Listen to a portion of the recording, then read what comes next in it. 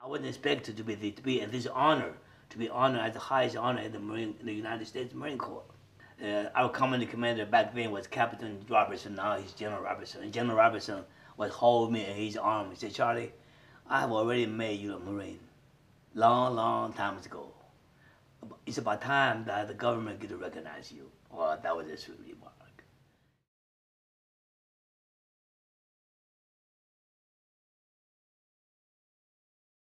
And in the winter of 1945, and we saw a bunch of American airplanes up in the sky.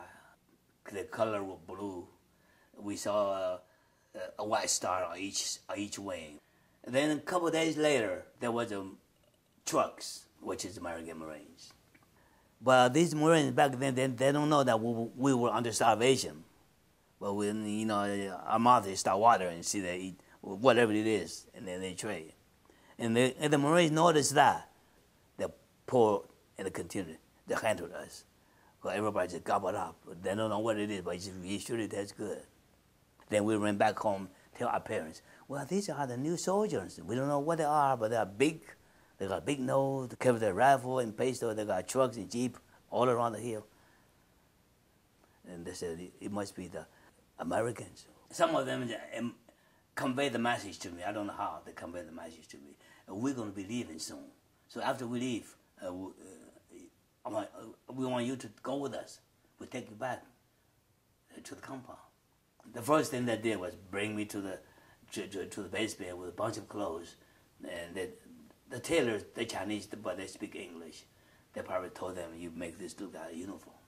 So that's the first thing they did, dressed me up as a little Marine.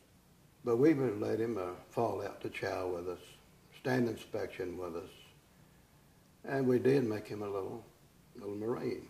In every respect, he could not fire the weapons or anything like that, but we did go on hikes with us. And he fell right in as a young Marine. And did extra good. He was real smart, caught on to everything. But he wasn't the only one in the combat. There's about 6 more boys that would, they were more or less house boys. They'd shine the shoes and stuff like that for the fellas. But Charlie wasn't no house boy. And then later on, I guess not long from that, and this Lieutenant Criswick, he had a Chinese interpreter with him and told me in Chinese, he said, these people are going to send you to school because they told your father they're going to send you to school, and they will do that. And now you don't need a bicycle. So he want me to take you, we go together to a bicycle shop, buy you a bicycle, you can ride us to school. Well, I was really excited. Am I going to get a bicycle?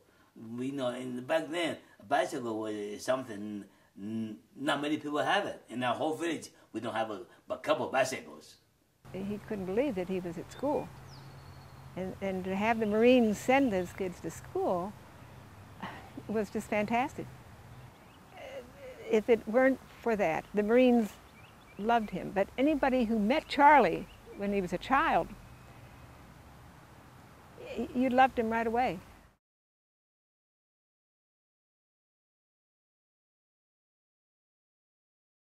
So it was a very sad situation. I don't know how to describe it. It was very sad. Like to this Marine, that look like they feel like they're leaving a wounded comrade behind.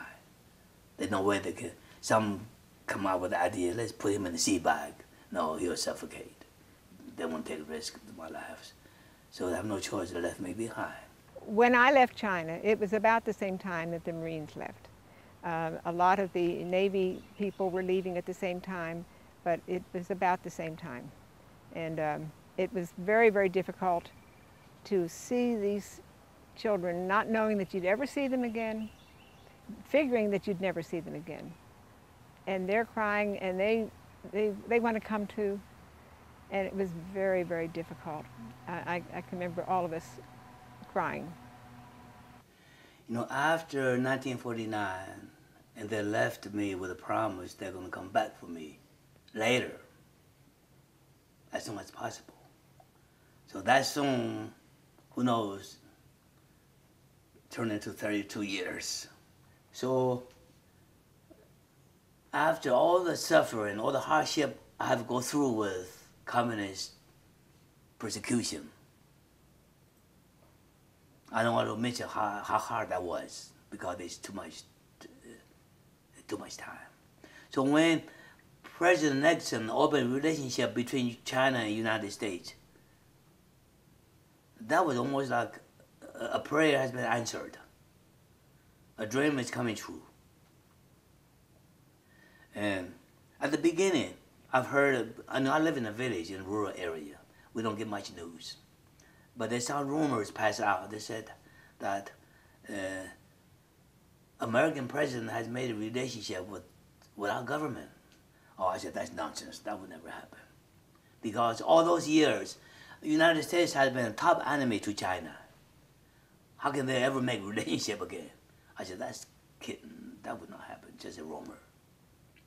So there's a couple of my close friends in the village said, that's true.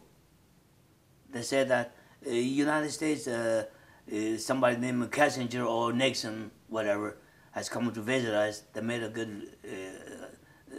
good meeting with our country. We're going to open diplomatic relationship. I think if that's true, God has answered my prayers. And then people were asking me, all these years, you think these guys still remember you? And I asked them, does your brother remember you? They said, yes. I said, we're brothers. We just cannot forget each other. Well, I want to tell you about going to the mailbox one day as I was passing and opened the mailbox, and this letter fell out. It was in a big package, you know, and I opened it up, and it was from Charlie Two Shoes. And R.J. Stewart, the guy that was with me, he says, what's the matter, Bullard? And the tears started flowing just as free as rainwater, because I couldn't stop, because I said, I've heard from Charlie, and it's been 32 years. And you say, well, does it still affect you like that? It does. I still have the same feelings. I get the same feeling from Charlie as I did before. I'd do anything in the world for Charlie, and he knows it, I think.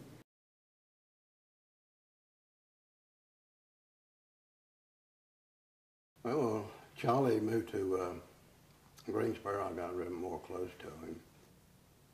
We just hit it off from day one. Even in China, we were real close to each other. And that friendship just has endured all these years. It's been a blessing to our lives, and we've enjoyed it. He's been down and spent weekends with me and different things. And that was back when he first came over. And so I've enjoyed knowing Charlie, being with Charlie, and having him as my friend. So I'm glad that there's been people that have been inspired to do something for others. And the more that I can do for others will be a bigger blessing for me. You know, my entire life, I've always believed it's a dream that come true. And it's still happening.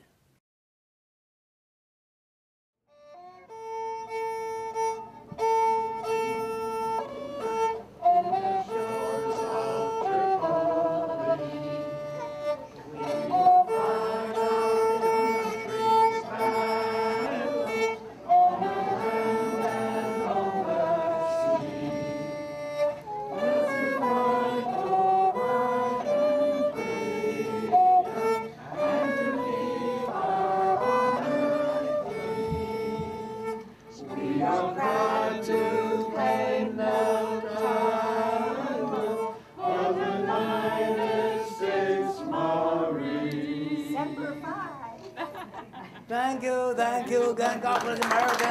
God bless the Marines. Yeah.